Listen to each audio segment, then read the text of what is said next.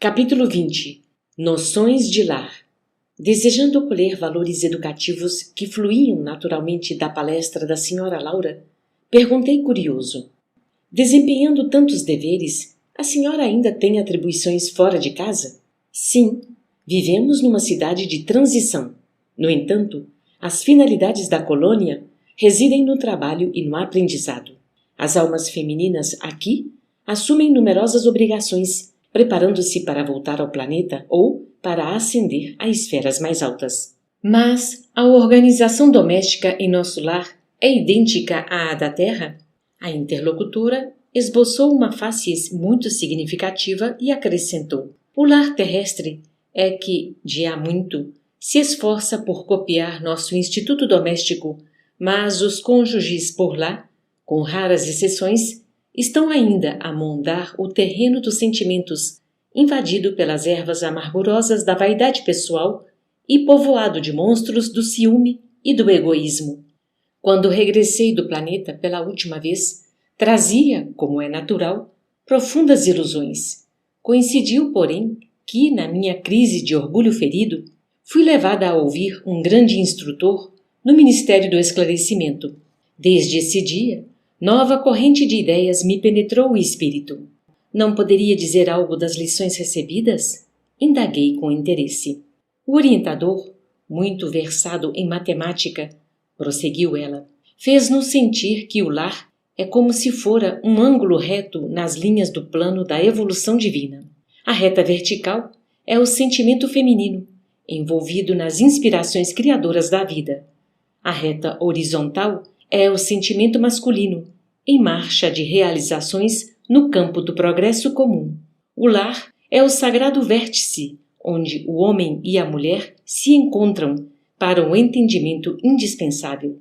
É templo onde as criaturas devem unir-se espiritual antes que corporalmente.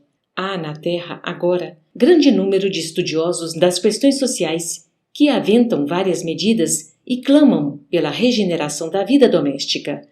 Alguns chegam a asseverar que a instituição da família humana está ameaçada. Importa considerar, entretanto, que, a rigor, o lar é conquista sublime que os seres humanos vão realizando vagarosamente. Onde, nas esferas do globo, o verdadeiro instituto doméstico, baseado na harmonia justa com os direitos e deveres legitimamente partilhados.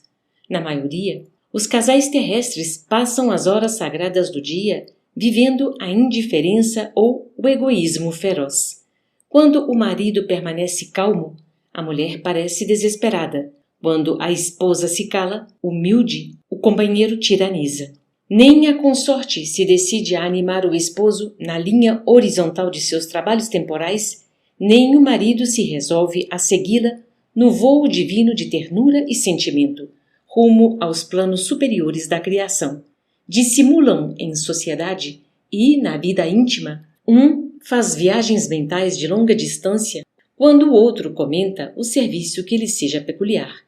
Se a mulher fala nos filhinhos, o marido excursiona através dos negócios.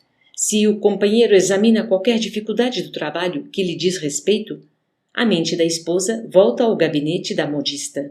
É claro que, em tais circunstâncias, o ângulo divino não está devidamente traçado. Duas linhas divergentes tentam em vão formar o vértice sublime, a fim de construírem um degrau na escada grandiosa da vida eterna. Esses conceitos calavam-me fundo e, sumamente impressionado, observei. Senhora Laura, essas definições suscitam um mundo de pensamentos novos. Ah, se conhecêssemos tudo isso lá na Terra! Questão de experiência, meu amigo, replicou a nobre matrona. O homem e a mulher aprenderão no sofrimento e na luta. Por enquanto, raros conhecem que o lar é instituição essencialmente divina e que se deve viver dentro de suas portas com todo o coração e com toda a alma. Enquanto as criaturas vulgares atravessam a florida região do noivado, procuram-se mobilizando os máximos recursos do espírito, e daí o dizer-se que todos os seres são belos quando estão verdadeiramente amando. O assunto mais trivial assume singular encanto nas palestras mais fúteis. O homem e a mulher comparecem aí na integração de suas forças sublimes. Mas logo que recebem a bênção nupcial, a maioria atravessa os véus do desejo e cai nos braços dos velhos monstros que tiranizam corações. Não há concessões recíprocas, não há tolerância e, por vezes, nem mesmo fraternidade. E apaga-se a beleza luminosa do amor quando os cônjuges perdem a camaradagem e o gosto de conversar. Daí em diante, os mais educados respeitam-se, os mais rudes mal se suportam, não se entendem. Perguntas e respostas são formuladas em vocábulos breves. Por mais que se unam os corpos, vivem as mentes separadas, operando em rumos opostos. Tudo isso é a pura verdade.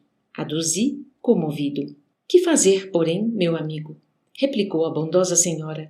Na fase atual evolutiva do planeta, existem na esfera carnal raríssimas uniões de almas gêmeas, reduzidos matrimônios de almas irmãs ou afins, e esmagadora porcentagem de ligações de resgate. O maior número de casais humanos é constituído de verdadeiros forçados sob algemas. Procurando retomar o fio das considerações sugeridas por minha pergunta inicial, continuou a genitora de Lísias. As almas femininas não podem permanecer inativas aqui. É preciso aprender a ser mãe, esposa, missionária, irmã. A tarefa da mulher no lar não pode circunscrever-se a umas tantas lágrimas de piedade ociosa e a muitos anos de servidão. É claro que o movimento coevo do feminismo desesperado constitui abominável ação contra as verdadeiras atribuições do espírito feminino.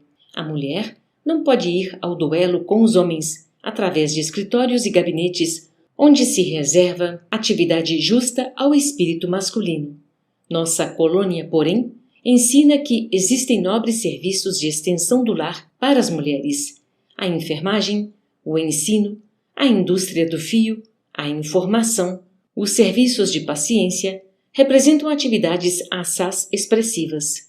O homem deve aprender a carrear para o ambiente doméstico a riqueza de suas experiências e a mulher precisa conduzir a doçura do lar para os labores ásperos do homem. Dentro de casa, a inspiração, fora dela, a atividade. Uma não viverá sem a outra. Como sustentar-se o rio sem a fonte e como espalhar-se a água da fonte sem o leito do rio? Não pude deixar de sorrir, ouvindo a interrogação. A mãe de Lísias, depois de longo intervalo, continuou. Quando o Ministério do Auxílio me confia crianças ao lar, minhas horas de serviço são contadas em dobro, o que lhe pode dar a ideia da importância do serviço maternal no plano terreno. Entretanto, quando isso não acontece, tenho meus deveres diuturnos nos trabalhos de enfermagem com a semana de 48 horas de tarefa. Todos trabalham em nossa casa, a não ser minha neta, convalescente. Não temos qualquer pessoa da família em zonas de repouso.